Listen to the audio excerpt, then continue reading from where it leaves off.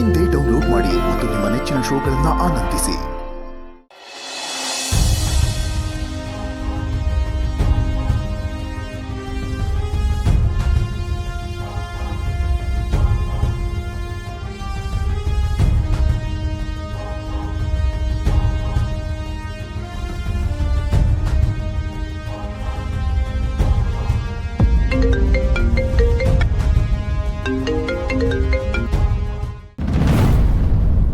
ನಿತ್ಯ ಫೋನ್ ಯಾಕೆ ರಿಸೀವ್ ಮಾಡ್ತಿಲ್ಲ? ಅಯ್ಯಯ್ಯೋ, ಕರ್ಣ ಕಾಲ್ ಮಾಡ್ತಿದ್ರು, ಎತ್ತೋಷ್ಟ್ರಲ್ಲಿ ಕಟ್ಟಾಗೋಯ್ತಲ್ಲ. ನಾನೇ ಮಾಡ್ತೀನಿ.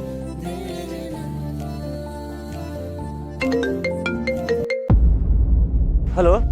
ಹಲೋ ಕರ್ಣ, ಸಾರಿ, ಅಲ್ಲಿ ಎಲ್ಲ ಇದ್ರು, ಅದಕ್ಕೆ ರಿಸೀವ್ ಮಾಡಕ್ಕೆ ತಡ ಆಯಿತು. ಹೇಳಿ. ಅಯ್ಯೋ ಪರವಾಗಿಲ್ಲ. ನಾನು ಯಾಕೆ ಫೋನ್ ಮಾಡಿದೆ ಅಂದರೆ, ನಾನು ನಿಮಗೆ ವ್ರತ ಮಾಡಬೇಡಿ ಅಂತ ಹೇಳಿದ್ರು ಕೂಡ ಎಲ್ರಿಗೂ ಒಳ್ಳೇದಾಗಲಿ ಅನ್ನೋ ದೃಷ್ಟಿಲಿ ನೀವು ವ್ರತ ಮಾಡೇ ಮಾಡ್ತೀರಾ ಅಂತ ನಂಗೆ ಚೆನ್ನಾಗಿ ಗೊತ್ತು. ವಿತ್ ಆಲ್ ಡ್ಯೂ ರೆಸ್ಪೆಕ್ಟ್, ನೀವೀಗ ವ್ರತ ಮಾಡೋದ್ರಿಂದ ಒಳಗಡೆ ಇರೋ ಮಗುಗೆ ತೊಂದರೆ ಆಗುತ್ತೆ. ಯಾವುದರಿಂದ ಮಗುಗೆ ತೊಂದರೆ ಆಗಲು ಅಂಥದ್ದು ಮಾಡಿ. ಆ್ಯಂಡ್ ನೀವು ಊಟ ಕೂಡ ಮಾಡಬೇಕು.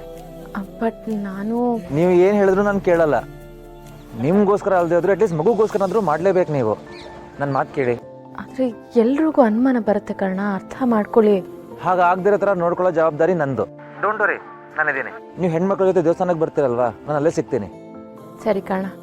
ನನ್ನ ಮಾತಿಗೆ ತುಂಬ ವಾದ ಮಾಡಿದೆ ಓಕೆ ಅಂದಿದ್ದಕ್ಕೆ ನಿತ್ಯ ಅವ್ರಿಗೆ ತುಂಬ ಥ್ಯಾಂಕ್ ಯು. ಓಕೆ ಅಂತ ಹೇಳಿದಾರೋ ನಿತ್ಯ ಬಾಯಲ್ಲಿ ಓಕೆ ಅನ್ಸಿದ್ದಕ್ಕೆ ಕರ್ಣ ಅವ್ರಿಗೆ ಥ್ಯಾಂಕ್ ಯು ಸೋ ಮಚ್.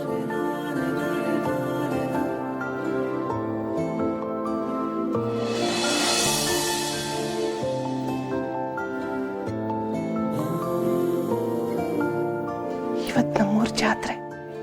ಎಲ್ಲ ಹೆಣ್ಮಕ್ಳು ಅವ್ರ ಗಂಡಂದ್ರು ಚೆನ್ನಾಗಿರ್ಲಿ ಅಂತ ವ್ರತ ಮಾಡ್ತಾರೆ. ನಾನು ಈ ವ್ರತ ಮಾಡಿ ಎಷ್ಟೋ ವರ್ಷ ಆಯ್ತು. ಹೌದು, ಇವತ್ತು ಆ ವ್ರತ ನಾನು ಮಾಡ್ತೀನಿ.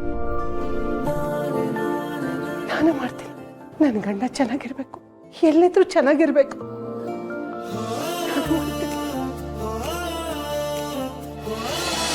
ನನ್ನ ಶಾರುಗೆ ಊರ್ ಜಾತ್ರೆ ಅಂದ್ರೆ ಖುಷಿ ರೇ.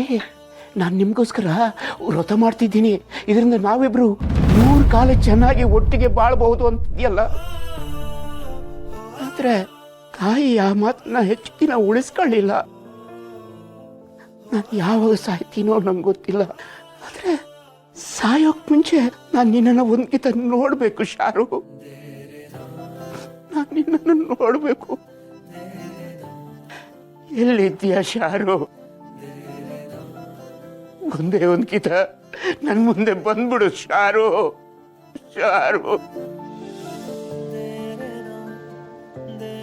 ಹಿರಿ ಜೀವ ತಾನು ಪ್ರೀತಿಸೋ ಜೀವನ ಬಿಟ್ಟು ಇರೋಕ್ಕಾಗ್ತಿಲ್ಲ. ಆ ಜೀವ ಎಲ್ಲಿದೆ ಅಂತಲೂ ಗೊತ್ತಿಲ್ಲ. ನಾನು ಅತ್ತೆನ ಹುಡ್ಕೋಕೆ ಶುರು ಮಾಡಿ 6-7 ತಿಂಗಳಾಗೋಯ್ತು. ಹೋದ್ಸಲ ದೇವಿ ಬಂದಾಗ ತಾಯಿ ಮಗ ಒಂದಾಗಬೇಕು, ಅದು ನನ್ನಿಂದನೇ ಅಂತ ದೇವಿ ಹೇಳಿದ್ಮೇಲೂ ಯಾವ ವಿಷಯನೂ ಗೊತ್ತಾಗಲಿಲ್ಲ. ಈ ಸಲನಾದರೂ ನನ್ನ ಅತ್ತೆ ಮಾವನಮ್ಮ ಎಲ್ಲಿದ್ದಾರೆ ಅನ್ನೋ ಸಣ್ಣ ಸುಳಿವಾದರೂ ಕೊಡು ತಾಯಿ.